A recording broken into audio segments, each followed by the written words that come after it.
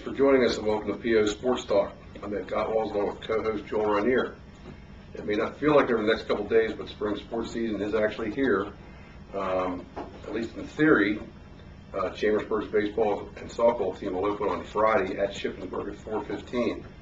I know from watching the weather reports, I think if they get into the low 40s, it's going to be for the best they can do. It's going to be a little interesting out there. Yeah, they're going to be playing some baseball and softball in football weather, which is never good on the hands or any other part of your body. November really. football weather. Seriously.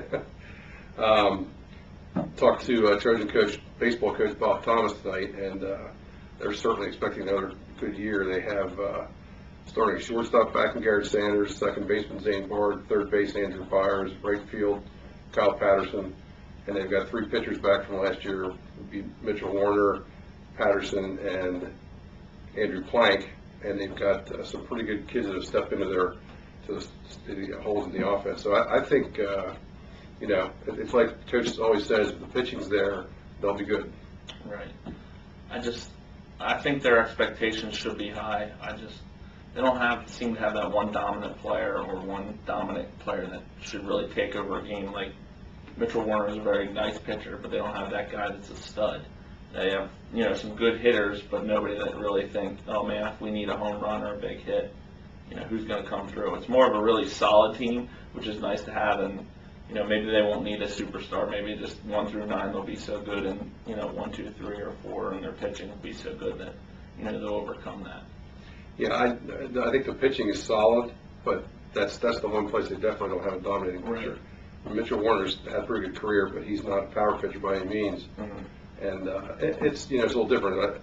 Usually when Chambersburg is a really good team, they've got a stud pitcher, and then they kind of build around that. Right. But they've had good pitching, but they haven't had great pitching lately. That seems to be the one reason why they can't take the step from districts to states. Right.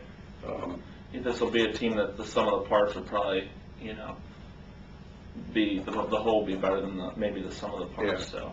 But those are things you never know in baseball. Yeah, it should be an exciting team. Yeah. I think they have a lot of nice pieces, whether they, can put it all together. I guess catcher is a position they're a little young at, but other than that. They're going to start freshman Nick Graham, who's had a real good midget career. Well, yeah, in youth sports he's done very well, mm-hmm. but that's a big step to varsity, so we'll see how that goes. And nice to see Coach Thomas back. We'll look forward to covering him this year. Yeah, he says he's feeling good, so hopefully that'll continue. Now we're looking at Chambersburg softball, which also opens at Shippensburg Friday. Obviously, a huge difference there is that their longtime coach, Harvey Staver, is no longer on the team. Mm-hmm. So now we have co-coaches in Ted Binninger and Lenny Carball. I know you talked to them this week. What's the deal with that?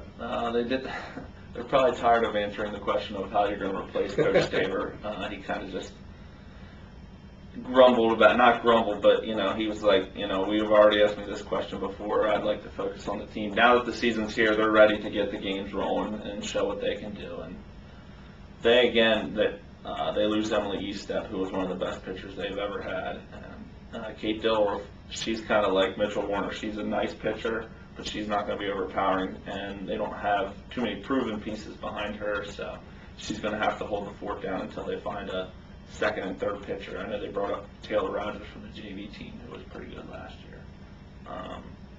Otherwise, they're strong up the middle. Katie Schock was a pleasant surprise at catcher last year, and then they have Taylor Patillo at second, and Kaylee Warner's moved in from the outfield to shortstop. And both those girls are super athletic and really good hitters. So up the middle, they're strong. They're going to have to find some other hitters, a couple leadoff hitters. He said they haven't filled that spot out yet. But he said they both coached JV last year, and they like some of the hitters they have coming up, but they need to fill out the rest of the lineup, and that's been their one struggle recently, I would say, is hitting better pitching. Yeah, it does seem like they do pretty well in the regular season, but when they hit those tough pitchers in the postseason, they don't have enough hitters that are consistent anyway. The softball and the Commonwealth and softball is like the one, Commonwealth has always said, to be so strong and such a good barometer for the playoffs, but I'd say in softball, that's the one sport where maybe it doesn't prepare you as good as it has in maybe basketball and baseball, and they're not perennially as strong. And that's there's always Central Dauphin. There's always Central Dauphin, or usually one other team is decent, but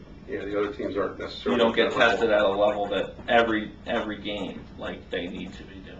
Yeah. Well, it should be an interesting season. I think both teams will do well, just a matter of how well they can Right. hold together in the postseason. So we'll take a look at some other Trojan teams next week and maybe some of the other area sports. You never know how the spring season's going to go because of the weather, so we'll just hope for the best. Cross your fingers. Yep. So until then, thanks for joining us for Sports Talk. Have a good week, and if you go to the games, hope you don't shiver too much.